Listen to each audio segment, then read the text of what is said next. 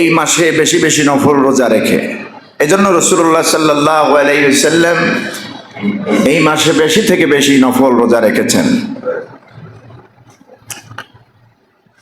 নফল রোজার মানে হলো একদিকে সওয়াব, অন্যদিকে রমজানের প্রস্তুতি।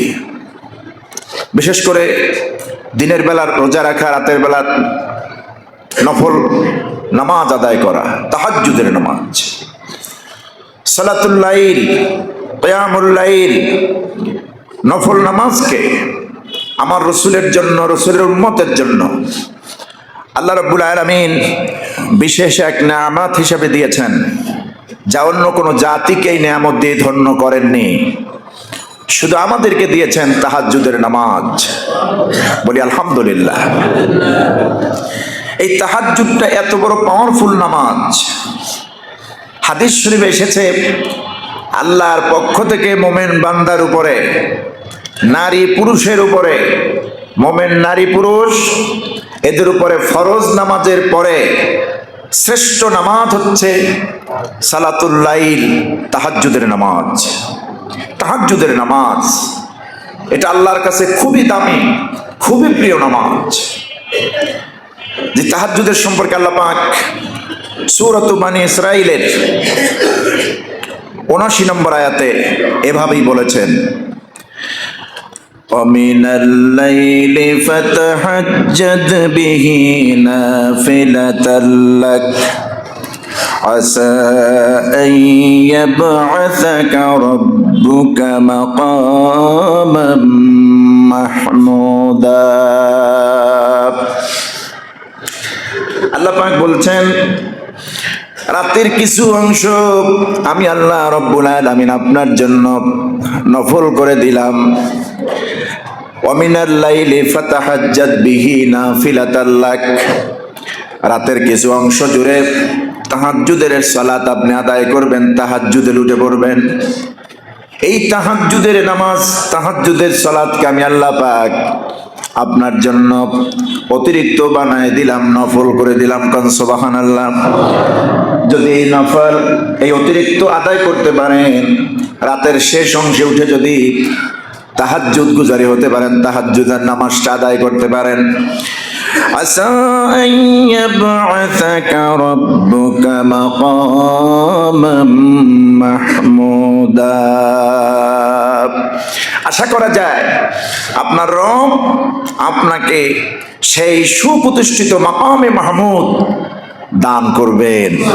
সুবহানাল্লাহ। এটা হলো নবীর জন্য, বিশেষত নবীর উম্মার জন্য তাহাজ্জুদের নামাজ আল্লাহ রসুল রেখেই গেলেন। ওটা নিয়ে গেলেন না যে ওটা আমার জন্যই তোমরা পড়বা না, আমরা সবাই পড়বো তাহাজ্জুদের নামাজ। তাহাজ্জুদ মানে কি? ঘুমাচ্ছেন, ঘুম থেকে উঠলেন, নিয়াতি থাকবে তাহাজ্জুদ পড়বো, রাত জাগবো। আর চোখের পর্দা থেকে ঘুমটাকে সরাইয়া দেওয়া, এটার নাম তাহাজ্জুদ। আপনি ঘুমাচ্ছেন, আমি ঘুমাচ্ছি, ঘুম থেকে, চোখের পর্দা থেকে ঘুমটাকে সরাইয়া জাগ্রত হওয়া, মুসাল্লায় দাঁড়ায় যাওয়া, সালাত আদায় করা, এটার নাম কি? তাহাজ্জুদ।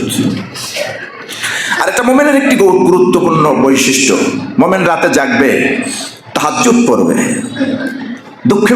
দুঃখজনক বিষয় হলো আমাদের মধ্যে অনেকেই সারা বছরও একদিন তাহাজ্জুদ পড়ে না। এরকম আমরা আছি না? আল্লাহ মাফ করুন। আহা, রমজানে আসলে কিছু হয়। এটা কেন? এই যে শীতের মাস গেল, 2-3 মাস, লম্বা রাত, 13 ঘন্টা রাত্র, হিসাব করলে 13 ঘন্টা রাত্র। আপনি 12টার পরেও যদি ঘুমান, তারপরে 6 ঘন্টা ফজরের আগ পর্যন্ত। একটি মানুষের, সুস্থ মানুষের জন্য 4 থেকে 6 ঘন্টা ঘুমালি, দ্যাটস এনাফ। এর মাঝখানে আপনি 10টা, 11টা, 10টায় ঘুমায় গেলেন, 2টা, 2:30 উঠলেন, ঘন্টাখানে, আধা ঘন্টাখানে তাহাজ্জুদের সালাত পড়ে আল্লাহর কাছে কান্নাকাটি, এরপরে আবার ঘুমালেন, ফজরের নামাজ পড়লেন, অথবা ফজরের আগেখানে উঠলেন। এটা যদি করা হয়, এটা মুমিনের বৈশিষ্ট্য।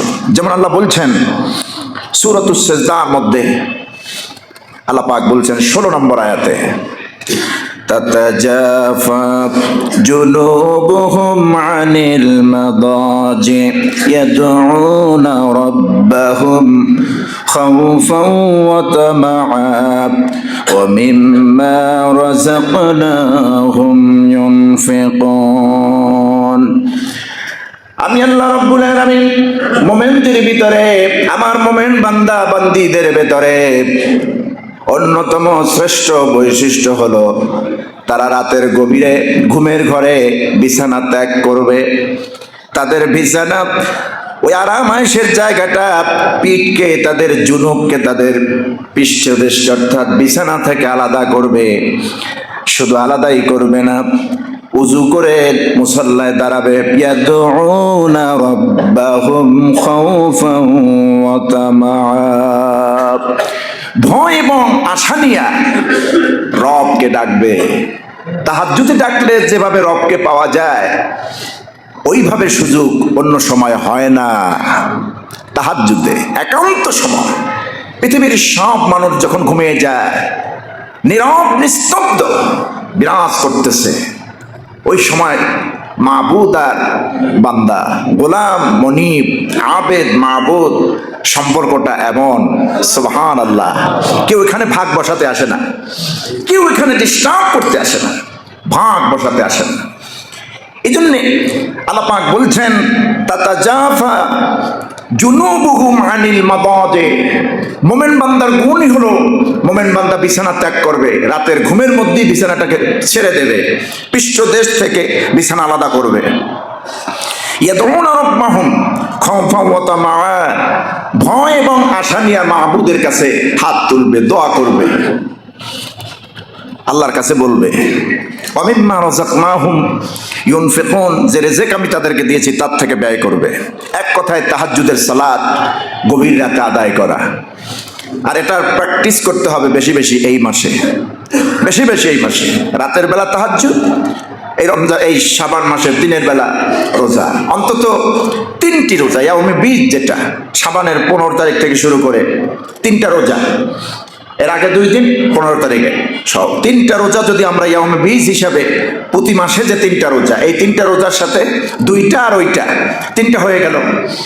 ইয়াউমে বীজের আমল হলো, শাবানের রোজার আমল হলো। অবশ্য শাবানের রোজার ক্ষেত্রে রাসূল পাক সাল্লাল্লাহু আলাইহি ওয়াসাল্লাম বলেছেন সুমু ইয়াউমাহা, দিনের বেলা তোমরা রোজা রাখো, ওয়াকুমু লাইলাহা, রাতের বেলা তোমরা জাগ্রত থাকো, দিনের বেলা রোজা রাখো। এই হাদিসটি অনেকে দঈফ বলেছেন। ফজিলাতের ক্ষেত্রে দঈফ হাদিস গ্রহণযোগ্য। শরীয়তের কোনো অকাট্য কোনো প্রমাণ, শরীয়তের কোনো বিশাল হুকুমকে সাব্যস্ত করার ক্ষেত্রে এই হাদিস গ্রহণযোগ্য নয়। সেখানে সত্য হাদিস, মাশহুর হাদিস, সহিহ হাদিস, মুতাওয়াতিরের পর্যায়ের হাদিস দরকার হবে।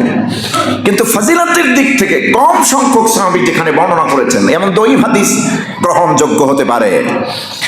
এবং ইবনে মাজার অনেক বর্ণনা এসেছে যে লাইলাতুন নিসফি মিন শাবান, এটি এমন একটি রাত যেই রাতে আল্লাহ রাব্বুল আলামিন হযরত আলী রাদিয়াল্লাহু তাআলা আনহু থেকে বর্ণিত, ইজা কানাত লাইলাতুন নিসফি মিন শাবান, যখন লাইলাতুল নিসফি মিন শাবান, শাবানের অর্ধরাত্রি আসে, ফাকুমু লাইলাহা ওয়া সুমু ইয়াওমাহা, তখন ওই রাত্র জাগ্রত থাকো আর দিনের বেলা রোজা রাখো। কেন রাখবে? ফা ইন্নাল্লাহা ইয়ানজিলু ফিহা লিগুরুবিশ শামসি ইলা সামাইদ দুনিয়া, কারণ আল্লাহ পাক সূর্যটা যখন অস্তমিত হয়, ডুবে যায়, তখন আল্লাহ দুনিয়ার আসমানে আসেন। ফায়াকুলু, এবং বলেন আলা মিন মুস্তাগফিরিন ফাগফির আলাহ, কে আছো অপরাধী, আমার কাছে পানা চাও, আমি ক্ষমা করে দেব। আলা মুস্তারজিক, কে আছো রিজিক প্রার্থী, আমার কাছে রিজিক চাও, আমি রিজিক দেব। ফারজুকাহ, আমি তাকে রিজিক দেব। আলা মুবতালা, কে আছো অসুস্থ, দুরারোগ্য ব্যাধি, কঠিন রোগে ভুগতেছ, আমার একটু বলো, আমি তোমার রোগ সারাইয়া দেব, রোগ দূর করে দেব। আলা কাদা আলা কাদা হাত্তা ইয়াতলু আল ফাজর, এভাবে আল্লাহ ডাকতে থাকেন ফজরের আসার আগ পর্যন্ত। কথা বুঝতেছেন? লাইলাতুন নিসফি মিন শাবান, এই লাইলাতুন নিসফি মিন শাবান আগামী ফেব্রুয়ারির, জানুয়ারি তো আজকে 30 তারিখ, আগামীকালকে একদিন আছে, এরপরে ফেব্রুয়ারির 3 তারিখ দিবাগত রাত, অর্থাৎ আগামী মঙ্গলবার দিবাগত রাত হচ্ছে লাইলাতুন নিসফি মিন শাবান। এই রাতের অনেক কাজ আছে আমাদের, নফল নামাজ নফল নামাজ হিসেবে আমরা পড়ব। তারপরে তেলাওয়াত, জিকির আজকার, দান সদকা। দান সদকার ব্যাপারে কিন্তু বলা হয়েছে, তেলাওয়াতের ব্যাপারে বলা হয়েছে, জিকিরের ব্যাপারে বলা হয়েছে, দুরূদ শরীফের আমল সম্পর্কে বলা হয়েছে। এ রাত্রে আমরা নারী পুরুষ সবাই আল্লাহর ইবাদত করব। আমাদের কিছু কাজ আছে, মা বোনদের, বিশেষত মা বোনদের এটা দরকার।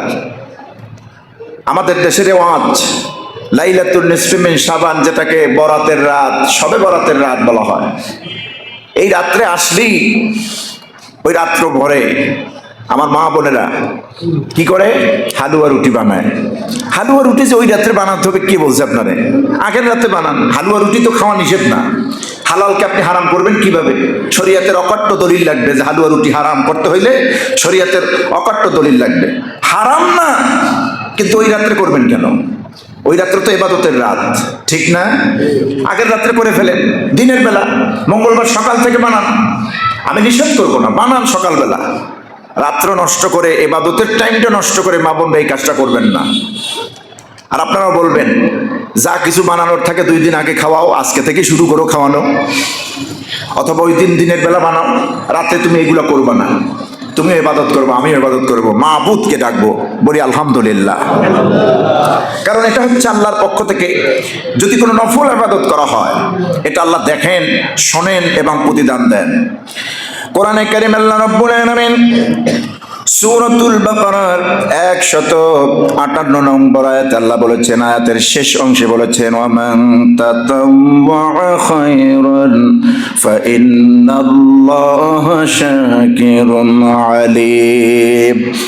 কেউ যদি কল্যাণের একটু কাজ করে, ভালো কাজ করে, নেকের কাজ করে, অতিরিক্ত কোনো সওয়াবের কাজ করে, সেটা আল্লাহ পাক জানেন, ভালো করে জানেন এবং দেখেন। ওই অনুযায়ী বান্দাকে আল্লাহ প্রতিদান দিয়ে দিবেন, প্রতিদান দিয়ে দিবেন। আর এই মাস জুড়ে আরেকটি কাজ আমাদের করতে হবে, সেটা হলো তাওবা। সেটা কি? তাওবা তো শুধু শাবান মাসে আর রোজার মাসে না, তাওবা হচ্ছে সারা বছর। হ্যাঁ, অনেকে শবে বরাত দেখবেন 3 তলা 4 তলা, মসজিদের আশপাশ রোডঘাট অনেক জায়গা ফ্লাপ হয়ে গেছে। এই মানুষগুলিকে শত বোঝানোর পরও এরা বোঝে শবে বরাতেই আল্লাহ মাফ করেন, অন্য সময় মাফ করেন না। শবে বরাতের নামাজটা খুব দামি নামাজ, এটা মিস করা যাবে না। দেখবেন আজকে অনেকে জুমায় আসে নাই, কিন্তু শবে বরাতের রাতে নামাজ পড়তে আসবে। আছে না এরকম? একটা শবে বরাত না, কোটি শবে বরাত যদি এক জায়গায় করা হয়, একটা জুমার ধারে কাছেও যাবে না। কথা বুঝতেছেন? শরীয়তের হুকুম যেটা, একটা জুমার ধারে কাছেও বিলিয়ন মিলিয়ন ট্রিলিয়ন শবে বরাত যদি এক জায়গায় আনা হয়, একটা জুমার হক ধারে কাছেও টিকবে না। তাহলে আপনি শবে বরাতে আসবেন, জুমার নামাজ মিস করলেন। হ্যাঁ, শবে বরাতটা আল্লাহর পক্ষ থেকে রসুলের ঘোষণা অনুযায়ী একটা বিশেষত আছে। হ্যাঁ, সেদিন আল্লাহর কাছে ক্ষমা চাইবেন। আজকেও ক্ষমা চাইব, ওই দিনও ক্ষমা চাইব, বিশেষ দিনে বিশেষ টাইমে বিশেষভাবে ক্ষমা চাইব। অসুবিধাকে তাওবা করব যে আল্লাহ শবে বরাতে বছর পেয়েছি, বিগত বছরগুলি আমি নাফরমানিতে কাটিয়ে দিয়েছি, আর নাফরমানি করতে চাই না, তওবা করলাম, ফিরে আসলাম। তওবার অর্থ হচ্ছে ফিরে আসা। তওবার অর্থ কি? ফিরে আসা। রব্বুল আলামিন বালেগ হওয়ার পর, যেদিন থেকে আমি বালেগ হয়েছি সেদিন থেকে আমার উপরে শরীয়তের হুকুম আমার উপরে অর্পিত হয়েছে। নামাজ ফরজ হয়েছে, রোজা ফরজ হয়েছে, ছেড়ে দিয়েছি। আল্লাহ মিথ্যা কথা বলেছি, জেনা করেছি, অন্যায় করেছি, সুদ ঘুষ খেয়েছি, হারাম খেয়েছি, আল্লাহর খাবো না। রব্বুল আলামিন তওবা করলাম, আজকে থেকে ভালো হয়ে গেলাম, জীবনে এই কাজ আমি করব না। এইভাবে যদি আল্লাহর কাছে তওবা করা যায়, বান্দা যদি এইভাবে তওবা করে, আল্লাহ বান্দার তওবা কবুল করবেন। তবে তওবার শর্ত হচ্ছে 3টা। তওবার শর্ত কয়টা? 3টা। নাম্বার 1, অনুতপ্ত হওয়া। সারা জীবন তো সুদ খাইলাম, জীবনটা কিভাবে চলবে? না, আর সুদ খাবো না, এটা তো অন্যায়। কি করলাম? আহারে, ছেলে মেয়ে, স্ত্রী, সন্তান, ভাই বোন, এদেরকে টাকা দিলাম, সুদের টাকা লেনদেন করে, ঘুষের টাকা লেনদেন করে, মানুষকে ঠকাইয়া গালিগালাজ করলাম, মিথ্যা কথা বললাম, অন্যের ক্ষতি করলাম, এগুলি তো অন্যায় কাজ। এই যে অন্যায়কে অন্যায় হিসেবে বিবেচনায় নেওয়া, স্বীকার করা, এটাকে আরবিতে নাদামাত বলা হয়, অনুশোচনা। তওবার পূর্ব শর্তই হচ্ছে অনুশোচনা। তওবার পূর্ব শর্ত কি? অনুশোচনা। 2 নম্বরে, যেই বিষয়ে আমি তওবা করতেছি, সবাই তো সব গুনাহ করেন আলহামদুলিল্লাহ। আমাদের দেশে কিন্তু সবাই সুদ খায় না, সবাই ঘুষ খায় না, এরকম অপশনও নাই। সবাই আবার একেবারে সকাল টু সন্ধ্যা মিথ্যা কথাও বলে না, সবাই অন্যের হক নষ্ট করে না। এগুলি কতিপয় মানুষ, কতিপয় মুসলমানেরা করে। যে যে অংশে যেটুকুন করেন ওইখান থেকে আপনি তওবা করবেন, আল্লাহ এটা আর করবো না। 1 নম্বরে অনুশোচনা, এটা খারাপ কাজ। 2 নম্বরে এটা আর করবো না, এটা ছেড়ে দেওয়া। এটা কি করা? ছেড়ে দেওয়া, এই অন্যায় কাজটা ছেড়ে দেওয়া। সবে বরাতে তওবা করলেন, পরের দিন আবার নামাজ তরক করলেন, নামাজ আর ছাড়বো না, তওবা করেছেন। আবার পরের দিন থেকে আসর, মাগরিব, এশা, বালাই নাই, কোথাও সুযোগ নাই, কোথাও পাওয়া যায় না মসজিদে। আছেন এরকম? এটা যেন না হয়। অনুশোচনা। তারপরে আপনার গুনাহ ছেড়ে দেওয়া এবং আল্লাহর কাছে 3 নম্বর হচ্ছে আল্লাহর কাছে ওয়াদা দেওয়া, এই কাজ আমি আর ছেড়ে দেব না, এই কাজ আমি আর করব না, এই গুনাহ আমি করব না। তওবা যদি এরকম বান্দা করে, আপনি জীবনে সারা জীবন যদি অন্যায় করে বান্দা, আল্লাহর কাছে শুধু সবে বরাত না, লাইলাতুন নিসফি মিন শাবানে না, আল্লাহ যে কোনো মুহূর্তে এখন যদি খাঁটি তওবা করেন, তাওবাতান নাসুহা, আল্লাহ আপনার তওবা, খাঁটি তওবা যদি হয়, আল্লাহ শুনবেন, কবুল করবেন, মাফ করবেন। কোরআনে কারীমে আল্লাহ রাব্বুল আলামিন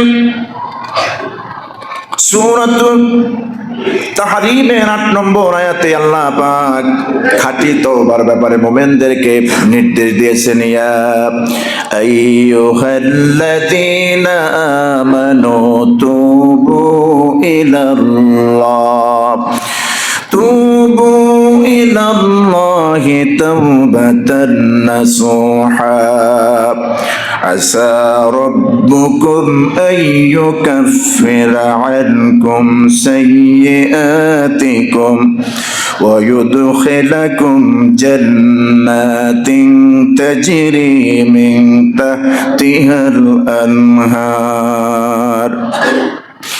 সূরা তাহরিমের আয়াতের প্রথম অংশে আল্লাহ রাব্বুল আলামিন মুমিন বান্দা বান্দীদেরকে বলতেছেন, ও বিশ্বাসীরা, মুমিনেরা, তোমরা যারা আমার প্রতি ঈমান এনেছো, মুমিন বান্দা বান্দীরা, তুবু ইলাল্লাহ, তোমরা আল্লাহর কাছে তওবা করো। নামাজ ছেড়েছো, এক্ষুনি তওবা করো। হারাম খেয়েছো, এক্ষুনি তওবা করো। চগলখুরি করেছো, এক্ষুনি তওবা করো। অন্যায় করেছো, জিনা করেছো, এক্ষুনি তওবা করো।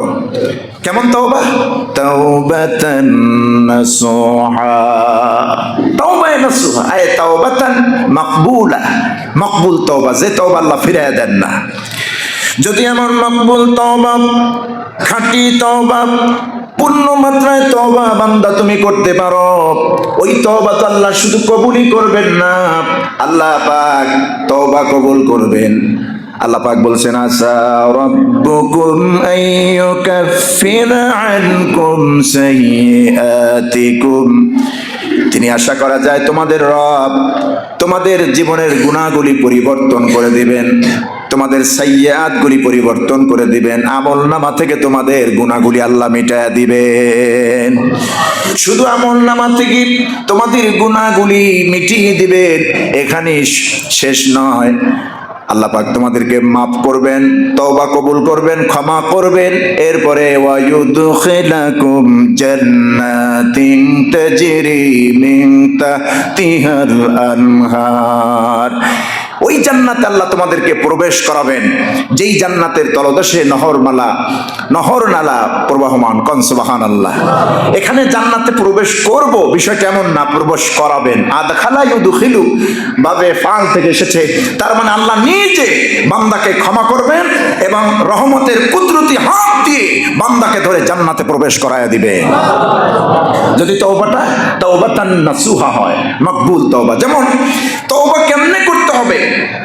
শবে বরাত হোক, শাবান মাসে হোক, রমজান মাসে হোক, মুমিন বান্দা বান্দি খাঁটি তওবা কেমনে করবে? রাসূল পাক সাল্লাল্লাহু আলাইহি সাল্লামের সাহাবী সেই দৃষ্টান্ত দেখিয়ে দিয়েছেন পৃথিবীতে, সেই দৃষ্টান্ত এক্সাম্পল রেখে গেছেন তওবা কেমনে করতে হয় আর তওবাটা কেমনে কবুল করেন আল্লাহ। দেখুন হযরতে আলী রাদিয়াল্লাহু তাআলা আনহু থেকে হাদিসটি বর্ণিত হয়েছে, ঘটনাটি। রাসূল পাক সাল্লাল্লাহু আলাইহি ওয়াসাল্লাম যখন মদিনায় গেলেন হিজরত করে মক্কা থেকে, হুজুরের সঙ্গে যারা হিজরত করেছেন তারা হলেন মুহাজির। তারা কি? মুহাজির। মদিনায় যে সমস্ত সাহাবীরা হুজুরকে এবং হুজুরের সাহাবীদেরকে মক্কা থেকে যাওয়া যারা গিয়েছেন তাদেরকে আশ্রয় দিয়েছেন, তাদেরকে বলা হয় আনসার। আখান নবী সাল্লাল্লাহু আলাইহি ওয়াসাল্লাম লাম্মা আখান নবী সাল্লাল্লাহু আলাইহি ওয়াসাল্লাম বাইনাল আনসারি ওয়াল মুহাজিরিন। হাদিস এসেছে যখন মক্কা থেকে মদিনায় নবী হিজরত করলেন, মদিনায় গিয়া আনসারী সাহাবী এবং মুহাজির সাহাবী যারা নবীর সঙ্গে হিজরত করলেন এবং মদিনায় যারা আনসারী সাহাবী, এই দুই গ্রুপের মধ্যে রাসূলুল্লাহ ভ্রাতৃত্বের বন্ধন সৃষ্টি করে দিলেন। তোমরা ভাই ভাই, মদিনায় যারা আছো, ঘরবাড়ি আছে, তোমরা তাদেরকে আশ্রয় দাও। আমার সঙ্গে যারা মক্কা থেকে চলে এসেছে, মক্কায় তারা ধনী, সম্পদের মালিক, ইসলামের জন্য, দ্বীনের জন্য, আল্লাহর প্রয়োজনে সব ছেড়ে এসেছে, সুতরাং তোমরা তাদেরকে ভাই হিসেবে গ্রহণ করো। মুহাজির আনসারীদের মধ্যে এরকম ভ্রাতৃত্বের বন্ধন রাসূলুল্লাহ সৃষ্টি করে দিলেন। তো এক একজন ভাই, মদিনার আনসারী সাহাবীরা মুহাজির সাহাবীদেরকে ভাই হিসেবে গ্রহণ করলেন, থাকার জায়গা করে দিলেন, খাবার জায়গা করে দিলেন, খাবারের ব্যবস্থা করলেন, এগুলি করলেন। তো এর মধ্যে হযরতে সালাবা রাদিয়াল্লাহু তাআলা আনহু, মুহাজির আনসার সাহাবী। হযরতে সাঈদ ইবনে আব্দুর রহমান, তিনি ছিলেন মুহাজির সাহাবী, যিনি মক্কা থেকে রাসূলুল্লাহর সঙ্গে হিজরত করে, অর্থাৎ নবীর সঙ্গে হিজরত করে যিনি মক্কা থেকে মদিনায় গিয়েছেন ইসলামের জন্য, দ্বীনের প্রয়োজনে, সেই মুহাজির সাহাবী সাঈদ ইবনে আব্দুর রহমান এবং মদিনার আনসারী সাহাবী সাহাবার সঙ্গে আল্লাহ রাসূল ভ্রাতৃত্বের বন্ধন করে দিলেন। হযরতে মুহাজির সাহাবী সাঈদ ইবনে আব্দুর রহমান তার স্ত্রীকে সঙ্গে নিয়ে গিয়েছিলেন। ওয়া কানাত ইমরাতান জামিলা, তার স্ত্রী ছিলেন অত্যন্ত সুন্দর। ইতিমধ্যে তাবুক যুদ্ধের ডাক পড়ল ওই মদিনায়, মদিনা থেকে প্রায় 7 থেকে 800 কিলোমিটার দূরে তাবুক, সেখানে যুদ্ধের ডাক পড়ল। রাসূলুল্লাহ গেলেন সেখানে, অসংখ্য সাহাবী, প্রায় 30,000 সাহাবী নিয়ে গেলেন। রোমানদের বিরুদ্ধে যুদ্ধ হবে। 3.5 লক্ষ রোমান সৈন্যরা পিছু পা হটতে বাধ্য হয়েছে রাসূলুল্লাহর এই সাহাবীদের অবস্থান দেখে। যুদ্ধ করা লাগে নাই, বিনা যুদ্ধে ওরা হটিয়ে গিয়েছে। তো সেই তাবুক যুদ্ধে, তাবুকে মুহাজির সাহাবী আব্দুর রহমান সাঈদ ইবনে আব্দুর রহমান নবীর সঙ্গে গেলেন। বাড়িতে তার স্ত্রী, তার ভাই, মদিনার আনসারী সাহাবী, আনসারী ভাই হযরতে সালাবার ঘরে সাঈদ ইবনে আব্দুর রহমানের স্ত্রীকে আমানত রেখে গেলেন যে আমি হুজুরের সঙ্গে যুদ্ধে যাই, তাবুক যুদ্ধে। তো আনসারী সাহাবীর ভাইয়ের বাসায় আমার স্ত্রী থাকবে, মুহাজির সাহাবীর স্ত্রী থাকবে, এটা তো একটা বিশাল একটা আশার জায়গা, ভরসার জায়গা, নিরাপত্তার জায়গা। এই নিরাপত্তা রেখে, ঘরের মধ্যে রেখে তিনি চলে গেলেন। সালাবা, হযরতে আনসারী সাহাবী সালাবা রাদিয়াল্লাহু তাআলা আনহু, তার আবার স্ত্রী ছিল না, একটা কন্যা সন্তান ছিল, খেমসানা, একটা কন্যা সন্তান ঘরের মধ্যে ছিল। তখন ওই যে মুহাজির সাহাবীর স্ত্রীও তার ঘরে, তার সন্তানও তার ঘরে। শয়তানের প্ররোচনায় হযরতে সালাবা রাদিয়াল্লাহু তাআলা আনহুকে প্ররোচিত করলো। সুন্দরী স্ত্রী, মুহাজির সাহাবীর স্ত্রী সুন্দরী, ঘরের মধ্যে শয়তান ওয়াসওয়াসা করলো, ঘরের পর্দাটা একটু সরাও, কি নারী তোমার ঘরে আছে তুমি একটু দেখো। হযরতে সালাবা রাদিয়াল্লাহু তাআলা পর্দাটা সরালেন এবং ঘরের মধ্যে ঢুকলেন। হযরতে সালাবা আনসারী সাহাবী ওই মুহাজির সাহাবীর স্ত্রীর হাতটা ধরলেন, শুধুমাত্র হাতটা ধরেছেন, আর কিছু না। মুহাজির সাহাবীর স্ত্রী হযরতে সালাবা ওই বাড়িওয়ালাকে বললেন, সালাবা ইত্তাকিল্লাহ, আল্লাহকে ভয় করো, তুমি আল্লাহকে ভয় করো। আমি তোমার ভাইয়ের স্ত্রী, মুহাজির ভাইয়ের স্ত্রী, তোমার মুহাজির ভাই রাসূলুল্লাহর সঙ্গে তাবুকে গিয়েছেন, আমাকে তোমার ঘরে আর তোমার কাছে আমানত রেখেছেন। ওমা হাফিজতা ইমরাতা আখি, তুমি তোমার ভাইয়ের স্ত্রীকে হেফাজত করতে পারতেছো না, তুমি কি করতেছো? আল্লাহরে ভয় করো, আল্লাহরে ভয় করো। এই কথাটি যখনই বলেছেন, হযরতে সালাবা সঙ্গে সঙ্গে হাতটা ছেড়ে দিলেন, দৌড় দিয়ে বেরিয়ে গেলেন ঘরের বাইরে। অনুতপ্ত, জাহান্নামের ভয়, কলিজার মধ্যে আগুন জ্বলা শুরু হয়ে গেল। আহারে কি করলাম, কেমন হলো, শয়তানের প্ররোচনায় পড়ে কি কামটাই করলাম, শুধুমাত্র হাতটাই তো ধরলো, অথচ কি অনুশোচনা, কি অনুতপ্ত। সাহাবা দূরে চলে গেলেন, কিছুক্ষণ পরে ঘরে এসে অনুশোচনার আগুনে পড়তেছে, এই ক্ষমা যদি আল্লাহ না করেন জাহান্নাম ছাড়া তো আমার কোনো উপায় নাই। একদিকে আমার ঘরে আমানত, মুহাজির ভাইয়ের স্ত্রী তো আমার ঘরে আমানত, কি খেয়ানতটা আমি করলাম। হযরত সালামা ঘরের মধ্যে আসলেন, তার ছোট্ট মেয়ে খেমসানাকে বললেন, মা তুমি আমার হাতের মধ্যে জিনজির পরায় দাও আর পায়ের মধ্যে বেড়ি পরায় দাও, লোকের অন্তত দেখুক আমি একজন আসামি, একজন অপরাধী। বেড়ি পরায় দেওয়া হলো, খিনজির পরায় দেওয়া হলো হাতের মধ্যে। হযরতে সালামা চলে গেলেন আবু বকর সিদ্দিক রাদিয়াল্লাহু তাআলা আনহুর কামরায়, আবু বকরের বাড়িতে। আবু বকরকে বলছেন, আবু বকর অন্যায় তো একটা করে ফেলেছি, আমার মুহাজির সাহাবীর, আমার মুহাজির ভাইয়ের স্ত্রী আমার ঘরে আমানত ছিল, আমি শুধু একটু হাতটা ধরেছি, কি অন্যায় না করে ফেলেছি, এখন কেমনে ক্ষমা পাই আল্লাহর কাছে বলো। হযরত আবু বকর সিদ্দিক রাদিয়াল্লাহু তাআলা আনহু সাহাবাকে বললেন, উখরুজ মিন ইনদি, ও সাহাবা তুমি আমার ঘর থেকে বেরিয়ে যাও, তুমি আমার থেকে বেরিয়ে পড়ো, আমাকে আমার চোখের সামনে তুমি আসো না। হযরতে সাহাবা বের হয়ে গেলেন লজ্জায়, ওমরের বাড়িতে গেলেন, ওমর একই কথা বললেন। সর্বশেষ ভরসার জায়গা আল্লাহর হাবিব সাল্লাল্লাহু আলাইহি সাল্লামের বাড়িতে চলে গেলেন। নবীজির কাছে গিয়ে বললেন, নবীর দপ্তরি, নবীর দরবারে সাহাবা হাতে জিনজির আয় পার পায়ে বেরি পর অবস্থায় যখন নবীর দরবারে ঢুকলেন, রাসূলুল্লাহ এক ধ্যান করে তার দিকে তাকালেন। নবীজি বললেন, সাহাবা রে তোমার অবস্থা এমন কেন? তোমাকে দেখে তো আমার জাহান্নামী আসামির কথা মনে পড়ে গেল, তোমার অবস্থাটা এমন কেন? হযরতে সাহাবা বললেন, ইয়া রাসূলুল্লাহ সাল্লাল্লাহু আলাইহি ওয়াসাল্লাম আপনি তাবুকে গিয়েছিলেন, মক্কার মুহাজির ভাইকে সঙ্গে নিয়ে, তার স্ত্রী ছিল আমার বাড়ি, শয়তানের প্ররোচনায় পড়ে শুধুমাত্র আমি হাতটা ধরেছিলাম, কি অন্যায়টা আমি করেছি, এই অনুশোচনায় আমি এই বেরি নিজে পড়েছি, জিনজির পড়েছি, যতক্ষণ আল্লাহর পক্ষ থেকে ক্ষমার কোনো সুসংবাদ পাই। নবীজি মনটা খারাপ করলেন, আর একদিকে ফিরলেন। হযরতে সাহাবা মনে মনে মনে ভাবতেছিলেন, রাসূল যখন আমার থেকে মুখ ফুরাইয়া নিয়েছেন, আমার কোনো অবস্থায় আর ঠিক হবে না। হযরতে সাহাবা দৌড় দিলেন জঙ্গলের পাহাড়ি এরিয়ায়। হযরতে সাহাবা চোখের পানি ছেড়ে সিজদায় পড়ে লুটে লুটে কাঁদতেছে। তিনি বলতেছেন, ইলাহি আনতা আনতা ওয়া আনা আনা, আয় আমার রব তুমি আমার আল্লাহ, আমি তোমার বান্দা, আমি তো তোমার, তুমি তো তুমি, আমি তো আমি, তুমি আমার রব, আমি তোমার বান্দা, যা করেছি সব দেখেছো, তুমি যদি মাফ না করো আমার কোনো উপায় নাই। হযরতে সাহাবা কাঁদতেছেন। রাসূল পাক সাল্লাল্লাহু আলাইহি ওয়াসাল্লামের উপরে আল্লাহ রাব্বুল আলামিন জানাই দিলেন ওহীর মাধ্যমে, হাবিব তুমি যেই তোমার সাহাবীকে ফিরায়া দিলে, আম খালাকতাল খালকা আও আনা, তুমি কি সৃষ্টিকে, তুমি কি মানুষ সৃষ্টি করেছো, না আমি সৃষ্টি করেছি? তুমি কি বান্দা সৃষ্টি করলা, না আমি করছি? আল্লাহর হাবিব বললেন, অবশ্যই আপনি সৃষ্টি করেছেন, তাহলে এভাবে সাহাবাকে তুমি ফিরায় দিয়েছো। কদ গাফারতু লাহ, হাবিব আমি আপনাকে শোনাই দিলাম, ওই সাহাবাকে আমি মাফ করে দিয়েছি, তার যে অনুতপ্ত আমি তাকে মাফ করে দিয়েছি। এই খবরটা সাহাবাকে পৌঁছায় দেন, খবরটা সাহাবাকে শোনায় দেন। রাসূল সাল্লাল্লাহু আলাইহি ওয়াসাল্লাম নড়ে চড়ে বসলেন, আল্লাহ জানাই দিলেন সাহাবাকে ক্ষমা করছেন। বললেন, কে আছো তোমরা এই মসজিদে নববীতে? সাহাবাকে খুঁজে নিয়ে আসো।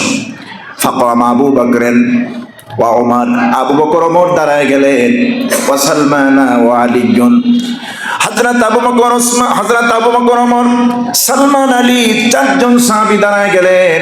নবীজি আবু বকর ওমরকে বসায় দিলেন, সালমান আর আলীকে পাঠায় দিলেন, যাও। হযরতে সালমান ফারসি রাদিয়াল্লাহু তাআলা আনহু আর আলী চলে গেলেন জঙ্গলের পাহাড়ি উপত্যকায়। এক রাখালের সঙ্গে দেখা, জিজ্ঞেস করলেন, ভাই রাখাল এখানে কি অমুক চেহারার অমুক লেভেলের একজন মানুষকে, আল্লাহ রাসূলের একজন সাহাবীকে তুমি দেখেছো নাকি? ওই ব্যক্তি, ওই রাখাল বলতেছে, কে এখানে এসেছে জানি না, তবে এমন একজন ব্যক্তি এখানে আসে, সূর্যটা যখন ডুবে যায় এই পাহাড়ি উপত্যকায় গাছের নিচে পাহাড়ে এখানে আল্লাহর ধ্যানে সারা রাত সিজদায় পড়ে ওই বান্দা আল্লাহর কাছে কাঁদতে থাকে। হযরত আলী বুঝতে পারলেন তিনি আর কেউ না, তিনি তো সাহাবা। চলে এসেছেন পাহাড়ি উপত্যকায়। সন্ধ্যার সময় সূর্য যখন ডুবে গেল চলে এসেছেন, পিছন থেকে দেখতেছেন সাহাবা দাঁড়ায়া সিজদায় পড়ে আল্লাহর কাছে কাঁদতেছেন, রোনাজারি করতেছে। হযরত আলী পিছন থেকে ডেকে বলছে, সাহাবা খুশির সংবাদ, তোমার আর কান্নার প্রয়োজন হবে না, আল্লাহ পাক জানায় দিয়েছেন তোমার আল্লাহ ক্ষমা করে দিয়েছে। দুইজন সাহাবী কান্দের উপর ভর করে মসজিদ নববীর দিকে রওনা দিলেন। জীর্ণ শীর্ণ সাহাবা, কয়দিন ধরে খায় না, ঘুমায় না, কোনো কিছু নাই, দুর্বল শরীর, হাঁটতে পারে না। দুইজন সাহাবীর উপর ভর করে মসজিদে নববীতে চলে গেলেন। ইতিমধ্যে মসজিদে নববীতে মাগরিবের আজান হয়ে গেল। হযরতে বেলাল ইকামত দিলেন, হুজুর সাল্লাল্লাহু আলাইহি ওয়াসাল্লাম নামাজ শুরু করলেন, মাগরিবের নামাজ। নবীজি নামাজ শুরু করলেন, পিছনের সাহাবীরা ইক্তেদা করলেন। একদম পিছনের দিকে হযরতে সাহাবা দাঁড়ালেন, দুই পাশে দুইজন সাহাবী সালমান আর আলী দাঁড়ালেন। নবীজি নামাজের মধ্যে আলহাকুমুত তাকাসুর তেলাওয়াত করলেন। হযরতে সাহাবা আহ করে একটা আওয়াজ করলেন। হাত্তা যুরতুমুল মাকাবির যখন বললেন, চিৎকার মেরে জমিনে শুয়ে বললেন। নামাজ শেষ হয়ে গেল। রাসূল পাক সাল্লাল্লাহু আলাইহি সাল্লামের সাহাবীরা হযরতে সাহাবাকে চতুর্দিক থেকে ঘিরে ফেললো। নবীজি বললেন, ও আমার সাহাবীরা, সাহাবার কপালে আর ঠোঁটে চেহারার মধ্যে পানি নিক্ষেপ করো, পানি দাও। হযরতে সালমান ফার্সি তিনি তখন তার কান হযরতে সাহাবার মুখের কাছে নিলেন আর রাসূলকে খুব শোনায় দিলেন, হুজুর সাহাবা দুনিয়াতে নাই, তার মাবুদের সঙ্গে সাক্ষাতে চলে গেছে, সাহাবার দুনিয়ায় নাই। হযরতে খিমসানা সাহাবার ছোট্ট মেয়েটি মসজিদে নববীর বাইরে থেকে রাসূলকে সালাম দিয়ে বলছেন, হুজুর আমার আব্বা নাকি মসজিদে অসুস্থ হয়ে পড়েছে, আপনি যদি আমাকে অনুমতি দেন আমি মসজিদে ঢুকবো, আমার বাবার কাছে আসবো। হুজুর বললেন, আসো। খিমসানাকে আসতে বলা হলো। ছোট্ট বাচ্চা, খুব ছোট্ট বাচ্চা খিমসানা এসে দেখছে মানুষের ভিড়ের মধ্যে সাহাবা শুয়ে আছেন, কথাও বলে না, নড়াচড়াও করে না। মেয়ে তো, মাও তো নাই, ছিল বাপ। বাবার কাছে এসে কপালের মধ্যে হাত দিয়ে নাড়াচাড়া করতেছে আর বলতেছে, আব্বা তুমি কথা বলো না কেন? কি হয়েছে তোমার? তুমি কেন কথা বলো না? তুমি কি আমাকে ছেড়ে বিদায় নিয়ে গেলে? তুমি কেন আমাকে ছেড়ে ভেবে বিদায় নিয়ে গেলে? তুমি কি জানো না? তুমি তো জানো আমার মা নাই। এই দুনিয়াতে কারো মুখের দিকে তাকিয়ে থাকার মতো একটা লোক আমার নাই। আমার মা নাই, তুমি ছিলে। তুমি কেন আমাকে ছেড়ে চলে গেলে আব্বা? আমি কার মুখের দিকে তাকাবো? মেয়েটা কাঁদতেছিলেন। হযরতে বিশ্বনবী সাল্লাল্লাহু আলাইহি সাল্লাম খিমসানাকে বললেন, খিমসানা কেঁদো না, আমি যদি তোমার বাবার জায়গায় তোমার দায়িত্ব নেই, হযরতে আয়েশা যদি তোমার মা হন আর ফাতেমা যদি তোমার বোন হন, আপত্তি আছে? মেয়েটি খুশিতে বললেন, হুজুর আমার আর আপত্তি থাকার তো কথা না। হযরতে সাহাবার জানাজা পড়ানো হবে, গোসল করানো হলো। হুজুর বললেন, গোসলের আয়োজন করো। কবর খনন করা হলো জান্নাতুল বাকিতে। হুজুর নিজে জানাজা পড়ালেন। জানাজার মুসাল্লায় যখন যাচ্ছেন মদিনায়, রাসূল পাক সাল্লাল্লাহু আলাইহি ওয়াসাল্লাম বৃদ্ধাঙ্গুলির উপরে ভর করে করে হাঁটতেছেন। পিছন থেকে সাহাবীরা দেখছেন বৃদ্ধাঙ্গুলির উপরে ভর করে রাসূলুল্লাহ হাঁটেন, ব্যাপার কি? জিজ্ঞেস করলেন, হুজুর এই অবস্থা কেন? আপনার পায়ে কি সমস্যা? আপনি বৃদ্ধাঙ্গুলির উপর ভর করে করে হাঁটতেছেন। হুজুর বলতেছেন, আমার সাহাবীরা শোনো, এই সাহাবালার তওবা, সাহাবার তওবাকে আল্লাহ পাক এত বেশি কবুল করেছেন, তার মৃত্যুতে আল্লাহ পাক এত বেশি খুশি হয়ে গেছেন, তার জানাজায় শুধু আসমান থেকে জমিন থেকে নয়, আসমানের সমস্ত দরজাগুলি আল্লাহ পাক এই সাহাবার জন্য খুলে দিয়েছেন। অসংখ্য গণিত রহমতের ফেরেশতা নাজিল হয়েছে। এত বেশি জানাজায় ফেরেশতা এসেছে, আমার পুরো পাটা মদিনায় রাখার জায়গা আমি পাই নাই। তাওবা কারে বলে? এই জন্য তাওবাতান নাসুহা আমরা করতে পারবো তো ইনশাআল্লাহ। এই তাওবাতান নাসুহা রাসূল পাক সাল্লাল্লাহু আলাইহি ওয়াসাল্লাম বলেছেন, আত-তাইবু মিনাজ যামবি কামান লা যামবা লাহু। খাঁটি তওবাকারী হলো নিষ্পাপ, ব্যক্তির মতো। রাসূল নিজে বলেছেন, আল্লাহ ইন্নী লা আস্তাগফিরুল্লাহ ওয়া আতুবু ইলাইহি ফিল ইয়াওম আকসারা মিন ৭০ মাররা। আমি রাসূল আমার জীবনে আগেও না পরেও না কোনো গুনাহ ছিল না, তবুও দৈনিক কয়বার ৭০ বার তওবা করেছি আল্লাহর কাছে। আসুন আমরা এই মাসটাকে তওবা, নফল নামাজ, নফল রোজার মাস হিসেবে আমরা বেছে নেই। আল্লাহ কবুল করুন, আমিন। হাদা মা ইনদি।